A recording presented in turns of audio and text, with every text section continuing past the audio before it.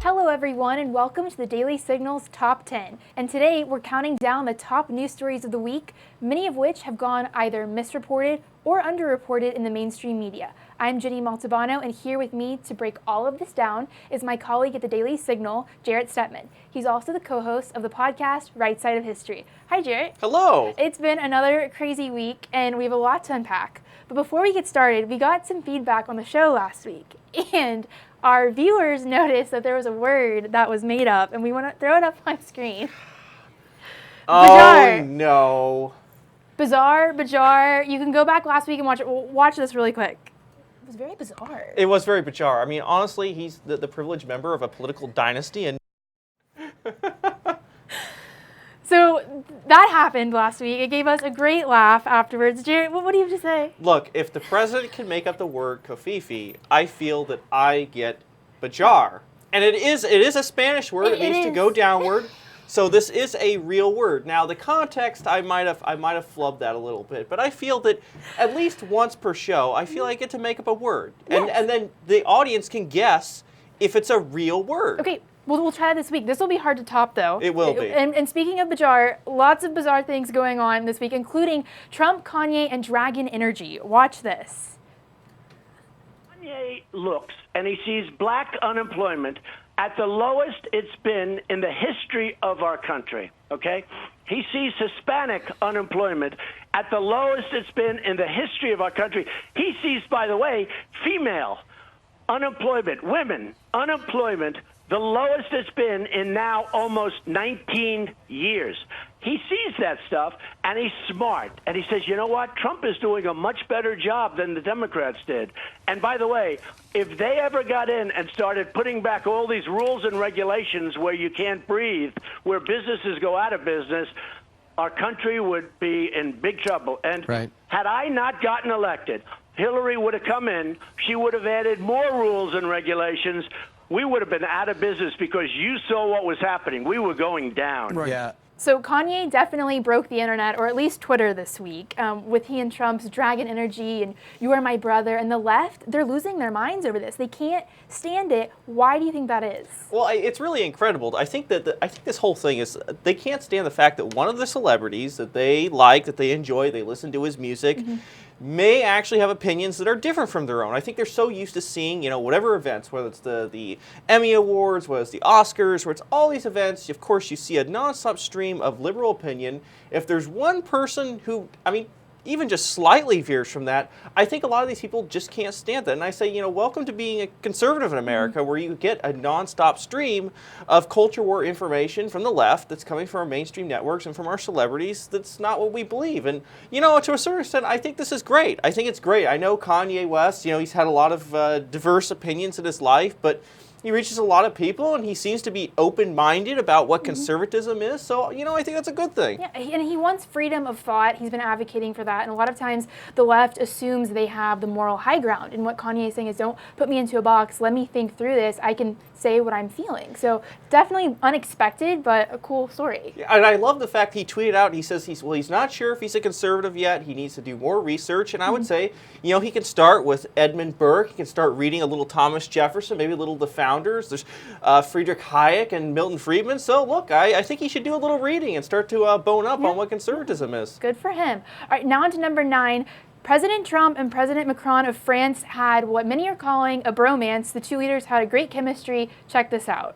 Mr. President, they're all saying what a great relationship we have. In fact, I'll get that little piece of dandruff for that little piece. We have to make him perfect. He is perfect.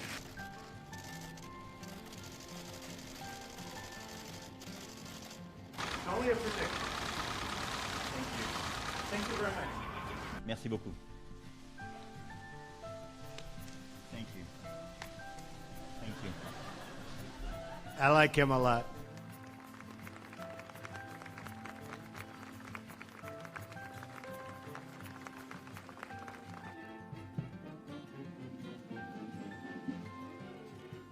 And it's an honor to call you my friend. Thank you. Thank you. Thank you, everybody. Thank you. Okay, that will never get old for sure. I loved this bromance. I love the chemistry because there are definitely some policy differences, but there are a lot of areas of common ground. And I think how wonderful to see these two leaders getting along. France is one of our oldest allies, if not our oldest. I thought this was great to see, and the bar was set very high for future state dinners and state visits. Yeah, for sure. And it's interesting, of course, the weird kind of hand-holding thing. This goes back to the initial kind of controversy over this handshake between Macron and Trump. And look, I think these are two leaders of two nations. I think it's kind of unexpected that France and the United States would be getting along like this right now. But it is a good thing for these countries. I think both leaders are playing this very well. We do have a lot of aligned interests. I mean, France is a very important ally. We've been with them in many of our greatest wars, of course, the American Revolution. To see these two leaders actually getting along and seem to have some kind of chemistry, I guess you could say, is a good thing. Yeah, I don't think that hurts at all. It's only helpful to both countries and the world. All right, now on to number 8. James Comey is still at it. He was on Fox News' Bret Baier's show earlier this week where he claims he didn't leak anything. Watch this. Did you leak other things through Mr. Richmond? Yeah, I'm smiling, Brett. I don't consider what I did with Mr. Richmond a leak. I told him about an unclassified conversation with the president. Okay, but the FBI protocol, you went through this with Anderson last time. I gave him nothing else ever to share. So that was James Comey on Bret Baier's show. But didn't he leak? Yes. I think that's... I have to say, I have to give a lot of credit to Bret Baier for this, what is probably the best interview we've seen of Comey so far, and actually asking the tough questions. Look, I think it's pretty clear at this point that Comey leaked, especially in regard to this interview he had with the president that was supposed to be classified. Of course, he contends that it wasn't. He mentioned something about private diary that he kept himself. But look, there were a lot of inconsistencies in what Comey's saying, including, I thought, which was one of the biggest questions that Baier asked is, Comey basically said that the Steele dossier was a Republican operation. Baier, I think, very correctly reminded him that it really was a Clinton operation. And I think that this interview, I definitely suggest everybody watch this. I really haven't seen Comey come under this kind of fire with questions before. And, look, he comes off as the guy who's the most principled man in D.C. and has this book. And I think there are now some holes in his narrative. I agree with you. I thought it was the best interview anyone had done with him, and both sides of the aisle seem to agree that Bret Baier's approach and his questions were excellent. So definitely encourage you all to check that out. Now on to happier news. The royal baby has arrived and now has a name, royal baby Prince Louis. What do you think about that name? I think it's a very interesting name. I think that it kind of conjures up images, speaking of France, of King Louis, the 14th, the 15th, and many others. So I think that's a little bit curious. And I have to admit, I am not really into following the royals. I'm very, very American in this sense. But to a certain extent, they are kind of celebrities in the way that the Kardashians are celebrities here in the United States. So they do draw a lot of interest. Look, I mean, I can't mock them too much. We have our celebrities; they have theirs. They do. Their celebrities are a bit classier, I would say. And props to Kate Middleton for just looking incredible. And congratulations to them. But on a different side of things, in the UK, you have baby Alfie Evans, who is fighting for his life. They won't let the parents take him home. They've pulled him off of life support. The Vatican, the Pope, has tried to intervene, and now people over there are asking the Queen to intervene. This is really tragic to watch. Yeah, I mean, you couldn't get any more different than of course, the announcement of the arrival of the royal baby and this little baby Alfie, who the state has basically deemed must die. And I really think this is one of the biggest stories of the year. I mean, this is the United Kingdom. This is supposedly a free country telling these parents not only will they be denied care, they can't even seek care for their dying child. And I think it really does say something about the health system there. I mean, we talk about death panels coming when you have socialized medicine, and look, this is a big example of that. And I think it is a profound thing, and certainly I don't think in the United States we're free from these kind of things coming in our future. And I think it's something that we definitely need to look to and be worried about. Yeah, people need to open up their eyes, because this is the kind of system that some people want the United States to have, and look what happens. So we'll keep him in our prayers. All right, number 5, bars are now allowed to throw out Trump supporters. So I read about this case, and basically a judge said to this bar, sure, if people walk in wearing MAGA hats, you can kick them on out. Yeah, it's pretty wild story. I can't say that it surprises me that, given that this was in New York City and they're very strongly anti-Trump and they're very strongly anti-conservative.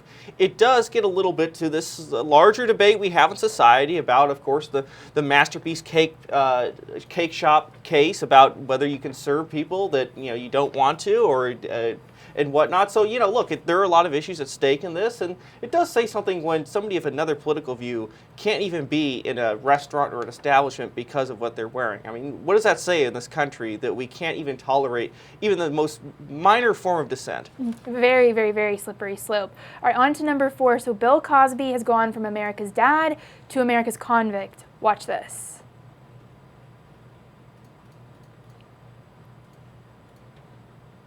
Did not work.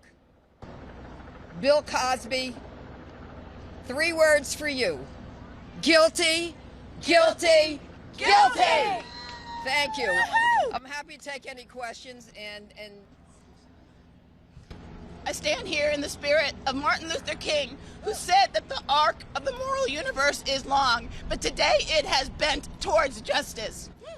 Last year, I thanked the prosecution, but I looked at that jury. There's this one young black man on that jury who I looked upon as my son, and I know the disappointment that he felt in looking at a beloved black male iconic father figure and being able to yet render a guilty verdict. So Jared, this was a long time coming. You saw several women clearly emotional after this was handed down, and all the major network cameras followed Bill Cosby back to his house. He also had a very kind of violent outburst in court that was running. What did you make about all of this? Yeah, to a certain extent, it happens, but not, of course, that he was guilty and whatnot. I think that's, you know, things that he's accused of and that he's been convicted of now or will be convicted are terrible things. I grew up watching Little Cosby. Some of his comedy was hilarious. He came off as the clean-cut guy. He had a lot of good messages about family life, and I think it's very sad to see that this guy turned out not to be such a good person in real life and did these terrible things. And hopefully justice is served for all those women who were abused over the years. It's a terrible thing. Yeah, this is how the justice system is supposed to work. So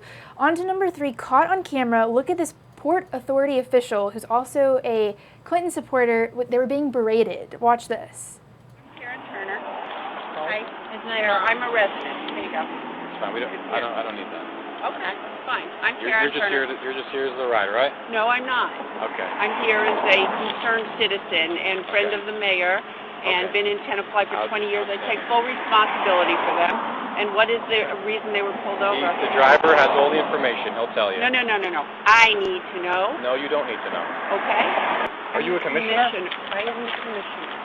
One of the commissioners, and I'm heading up. Do you have an ID with that? That is my ID, and that is my business card. I am the commissioner of the Port Authority, and I'm heading up over 4,000 police officers. Okay? Are you finished, ma'am? I'm shocked. I'm shocked and very disappointed. Thank you for your help. You may take them now. You may not tell me when to take my child. You may shut the and not tell me when I may take my kids and her friends who are PhD students from MIT and Yale. You may tell me nothing because you told me nothing. Shame on both of you. So this was absolutely wild. I did think that the cops in the situation handled themselves so well. They tried to remain calm, and we'd love to know what you think about all of this. What did you make of it? I thought it was pretty incredible what she was doing, and I get it. You're frustrated. You know, somebody you know has been, pulled over or something like this, and I get the frustration. You know, we've seen this kind of boil over, and you hate for a single moment on social media to ruin somebody, but she just seems so obnoxious, Jenny. I mean, talking about how she had 3 homes, how she was such an important person. And I think that the cops really handled this professionally. What did you think, Jenny? I thought it was so unnecessary, the tone that they had to these cops who are just trying to do their jobs. It showed a clear lack of respect, and I'm glad it went viral. Yeah, and I guess that's the reason why now she's the ex-head of Port Authority in New York. Yes, I would say so. All right, number 2, so we already talked about Macron and Trump, but First Lady Melania Trump, who also celebrated a birthday this week, she really shined at her first state dinner. Check this out. And to America's absolutely incredible First Lady, thank you for making this an evening we will always cherish and remember. Thank you, Melania. So I loved that clip because that was President Trump toasting to the First Lady at the end of his big toast at the dinner. And I thought she really deserved it because oftentimes with these state dinners, they have a huge outside team helping. All reports indicate that she relied on her small team, didn't really have a lot of external people. It was beautiful. It was so well done. And the media never wants to give her credit. We saw that with the Easter egg roll and with other events. They just want to beat her down and tear her down. And I mean, look at that outfit. She just did an incredible job, and I'm so glad she's gotten good attention for it. I agree, absolutely. I was just, it was interesting hearing my wife gushing about this hat that Melania was wearing. I think this is a big week for her. I think she really shined. I think she's kind of become iconic for some of the things she was wearing and organizing this whole thing and kind of making this whole French visit to the United States a successful thing. I mean, look, the First Lady is a part of American foreign politics too. I mean, she's there alongside with the president. So, look, I think this is a great thing. I think Melania, good for her, doing a fantastic job with this. Yeah, that hat is definitely going to go down as so iconic. Great for her. She represents our country so well, which is so important. So kudos to Melania Trump. All right, our last story, huge news. It's history in the making. North and South Korea are vowing to end the Korean War. Watch this. On the occasion of this week's meeting between President Moon and Kim Jong-un, I want to express my hope that all of the people of Korea, North Korea and South, can someday live in harmony, prosperity, and peace. And it looks like it could happen. When I began, people were saying that was an impossibility. They said there were two alternatives. Let them have what they have or go to war. And now we have a much better alternative than anybody thought even possible. So the way I saw this is time will tell if North Korea is being genuine. But regardless, I think that a lot of props has to be given to President Trump and his leadership on this. He clearly has stirred something up. He was on Fox and Friends. I thought he made a great point. He said they've been trying to do something like this for 20 or 30 years. He has his upcoming visit. I think it's interesting before he does his visit, this has happened. Absolutely. I mean, you always try to withhold your judgment on some of this. I mean, we've heard this kind of tune from North Korea for years. Nuclearization, what does it actually mean? Do the North Koreans really believe in this? It means something different to them. But this could potentially be a big step. And if it does turn out that this is the path toward actually denuclearizing North Korea, that's a very big deal for what has been a thorn in the side of not just American foreign policy, but really international politics for generations. So it's interesting to see so many foreign leaders grabbing hands and having some of these awkward moments this week, but I think this is actually a really good moment, and hopefully it leads to something a lot bigger, something more concrete in the future. Yeah, maybe awkward moments turn into good policy. We'll see. But thank you all for joining us this week. We'll see you back here next week, same time, same place. Have a great weekend.